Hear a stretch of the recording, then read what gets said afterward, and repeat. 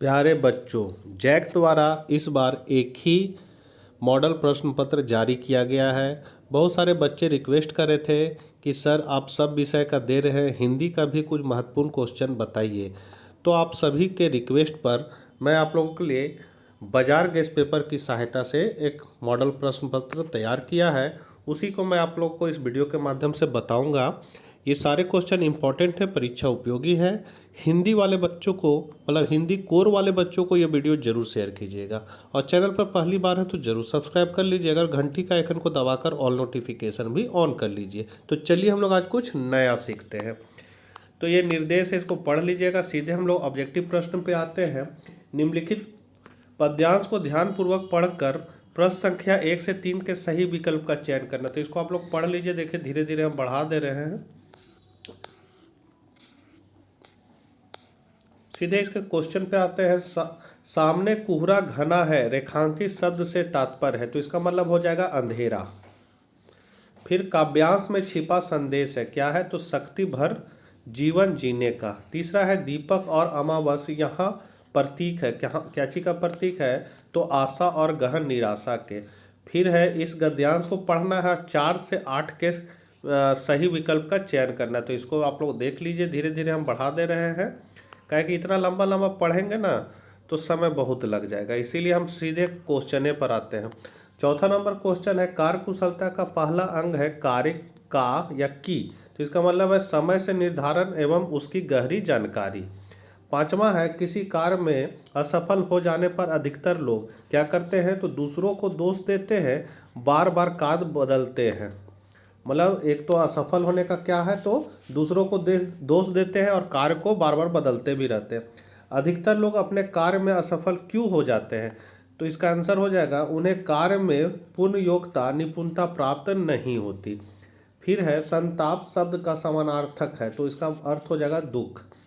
उपयुक्त गद्यांश का शीर्षक होगा, तो इसका होगा कार्यकुशलता। अब अभिव्यक्ति और माध्यम से है, भारत का पहला समाचार वाचक किसे माना जाता है? तो देवर्षि नारद को। धरती और देवलोक के बीच संवाद सेतु कौन थे? तो नारद। महाभारत के युद्ध का विवरण सुनाया था किसने? संजय ने। देवर्षि नारद का वाद्य यंत्र था वीणा। हमें जनसंचार के आधुनिक माध्यम प्राप्त हुए अंग्रेजों से। समाचार पत्र, रेडियो, टेलीविजन, इंटरनेट आदि प्राप्त हुए हैं पश्चिमी से। जीवन अब संभव नहीं, तो किसके बिना? तो संचार के बिना जीवन संभव अब नहीं है। जनसंचार माध्यमों का सकारात्मक और नकारात्मक प्रभाव पड़ता है, तो किस पर? लोगों पर। सबसे बेहतर संचार करने की क्षमता और कुशलता क्या है? तो मनुष्य की। पाठ्य पुस्तक से आपका क्वेश्चन है, हरिवंश राय बच्चन का जन्म कहाँ हुआ था? तो इलाहाबाद में। पतंग कविता के रचनाकार का क्या नाम है? तो आलोक धनवा। फिर है, कवि के अनुसार दूरदर्शन अपने स्वार्थवश क्या गलत कर रहा है? तो अपाहिज को अपमानित। गजानन मुक्ति बोध का जन्म मध्य प्रदेश में कहाँ हुआ था? तो श्योपुर ग्वालियर में। शमशेर बहादुर सिंह ने किसका संपादन किया? तो हिंदी उर्दू कोश का। निराला कैसे कवि थे? तो छायावादी। कवितावली की भाषा कैसी है? तो ये हो जाएगा पहला और दूसरा दोनों। तो पहला क्या है? सहज एवं प्रभावमयी और सरल। आकर्षक में कौन सा अलंकार प्रयुक्त हुआ है? तो रूपक अलंकार। फिराक गोरखपुरी का मूल नाम था? तो रघुपति सहाय। धान के खिला को क्या कहते हैं? तो लावे। छोटा मेरा खेत कविता में किस तत्व की प्रधानता है? तो काल्पनिक तत्व की। महादेवी वर्मा का जन्म किस वर्ष हुआ था? तो 1907 को। बाजार रूपन में क्या तात्पर्य है? तो बाजार का आकर्षण। बच्चे क्या जयकारा लगाते हैं? तो बोल गंगा मैया की जय। फणीश्वर नाथ रेणु का जन्म किस वर्ष हुआ था? तो 1921। लुट्टन को किसने पाला था? तो सास ने। चार्ली की फिल्म में किस पर आधारित है? तो भावनाओं पर। चार्ली का पिता कौन था? यहूदी। हमारा वतन तो जी लाहौर है, यह कथन किसका है? तो सिख बीबी को। सरिस के फूल को किस भाषा में कोमल माना जाता है तो संस्कृत में। जाति प्रथा किस का आधार नहीं होनी चाहिए, तो ये हो जाएगा श्रम विभाजन का। यशोधर बाबू किसको आदर्श मानते थे, तो किशनदा को। जूझ कहानी से लेखक की किस प्रवृत्ति का उद्घाटन हुआ है, तो संघर्षमयी प्रवृत्ति का। अब है आपका विषयनिष्ठ प्रश्न, ये 40 ऑब्जेक्टिव है जिसका आंसर आपको OMR पर देना है। और अब यहाँ से जो क्वेश्चन शुरू होगा उसका आंसर आपको उत्तर पुस्तिका में देना है, ये भी 40 नंबर का रहेगा। तो इस पद्यांश को पढ़ना है और इससे जुड़े सवाल के आंसर देना है। इसको हम धीरे धीरे बढ़ा देते हैं, आप लोग पढ़ लीजिए।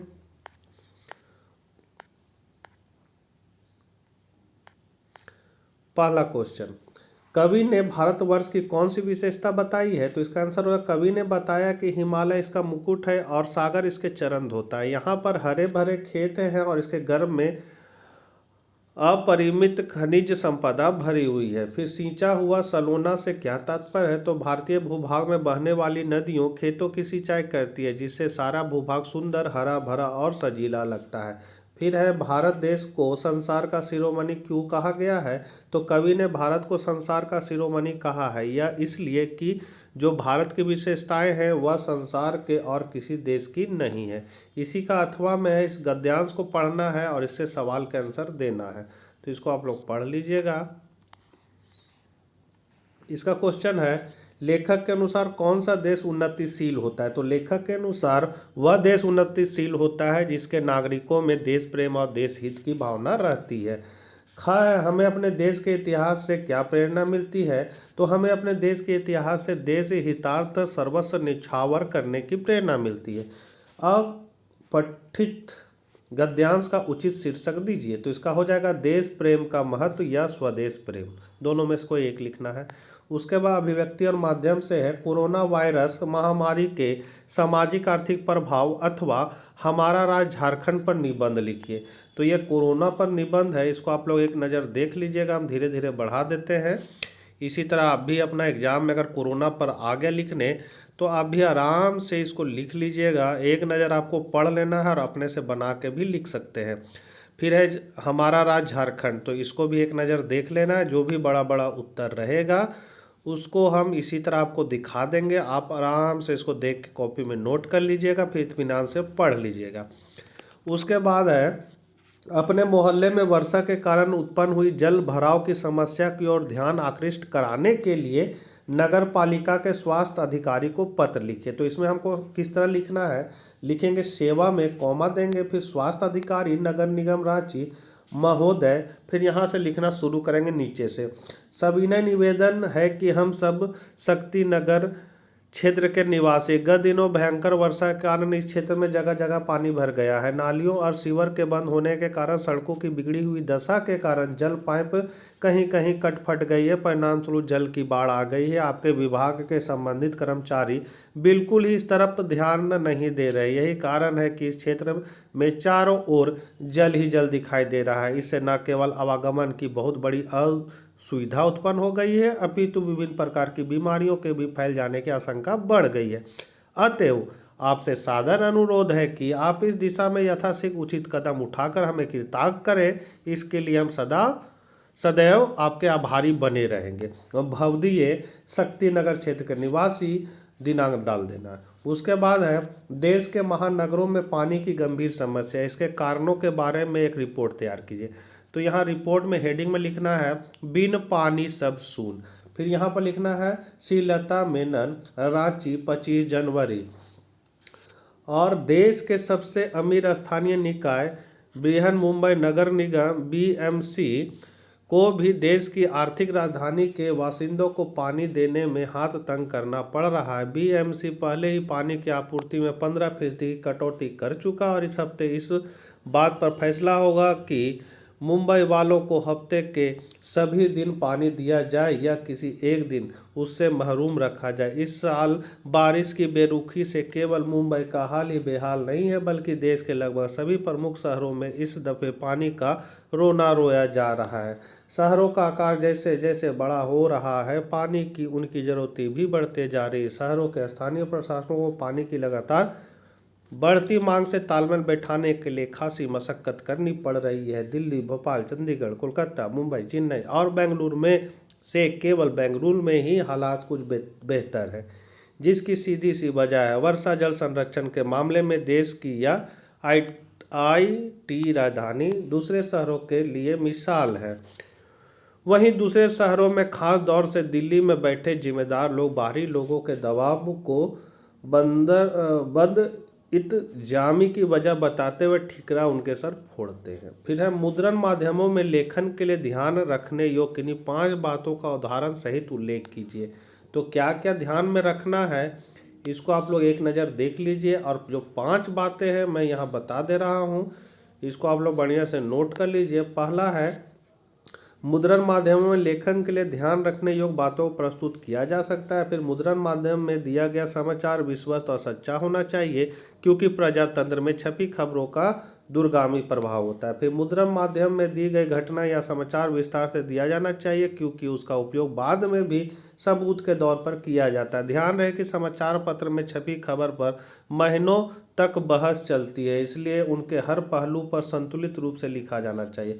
फिर समाचार पत्रों में परीक्षा परिणाम भी छपते हैं, जिसमें अशुद्धि होने पर उसके दूरगामी परिणाम भी हो सकते हैं। नागरिकों की समस्याओं को छापते हुए विशेष सावधानी बरतनी जानी चाहिए।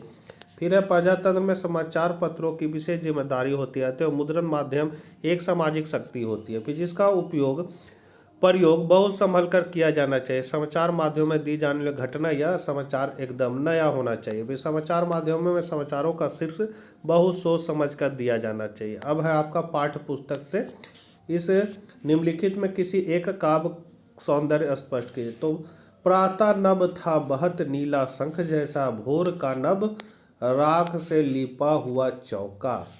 तो इसको आप लोग पढ़ लीजिएगा। डायरेक्ट हम लोग इसका आंसर पर चलते हैं।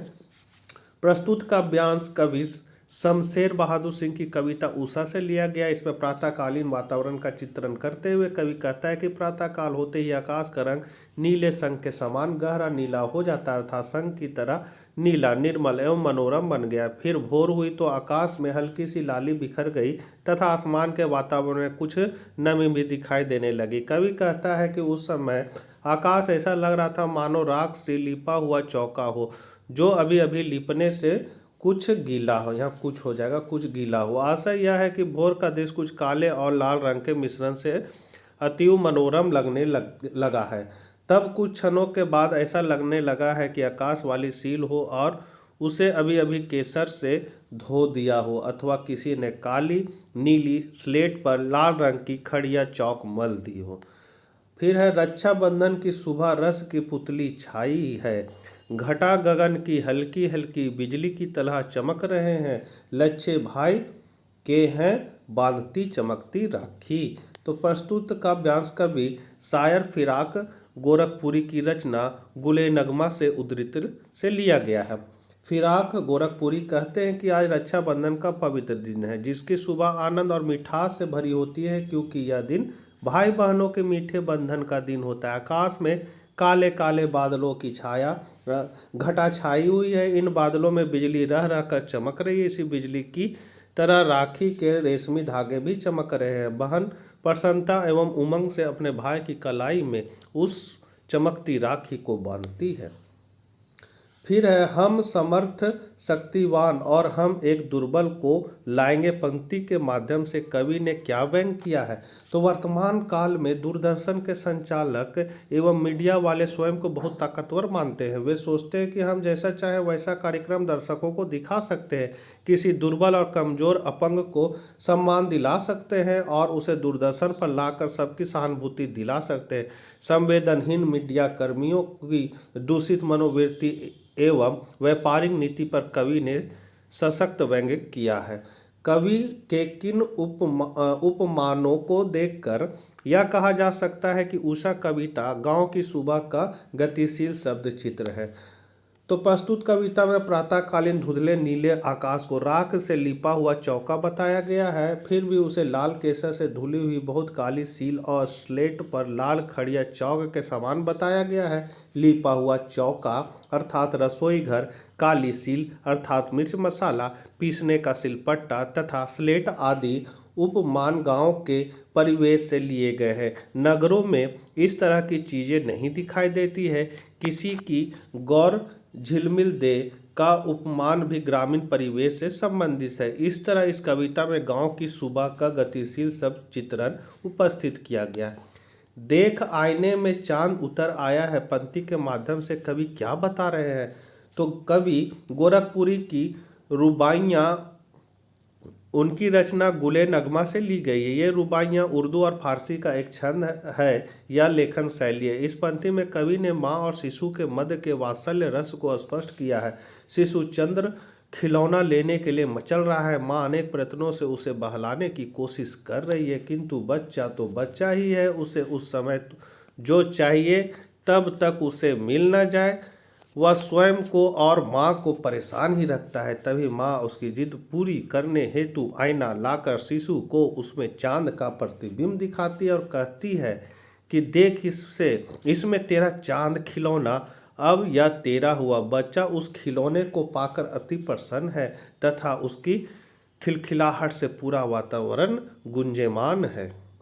अगला है, भक्तिन के आ जाने से महादेवी अधिक देहाती कैसे हो गई? तो भक्तिन देहाती थी, सेविका रूप में आ जाने से महादेवी का खाना पहनाना देहाती ढरे का हो गया। भक्तिन ने देहाती खाने की विशेषताएं बता बताकर उनके खाने की आदत बदल डाली। उसके कारण लेखिका को रात में मकई के दलिए के साथ मट्ठा पीना पड़ा, बाजरे के तिल मिलाकर बने बुए खाने पड़े और ज्वार के भुने हुए भुट्टे की खिचड़ी खानी पड़ी। उसकी बनाई हुई सफ़ेद महुए की लापसी को संसार के श्रेष्ठ हलवे से अधिक स्वादिष्ट मानकर खाना पड़ा। भक्ति ने लेखिका को देहाती भाषा और कहावतें भी सिखा दी। इस तरह महादेवी भी देहाती बन गई। फिर है, जीजा ने इंद्रसेना पर पानी फेंके जाने को किस तरह सही ठहराया? तो जीजी ने सॉरी यार, जीजा पढ़ दिए थे, जीजी है।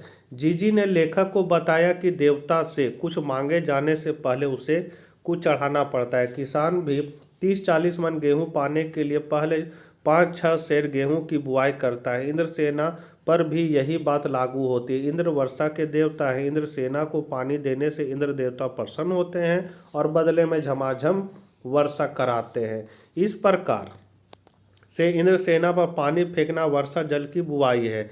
इस तरह पहले कुछ त्याग करो, फिर उसका फल पाने की आशा करो। अगला है, जाति प्रथा भारतीय समाज में बेरोजगारी व भूखमरी का एक कारण कैसे बनती रही है? क्या यह स्थिति आज भी है?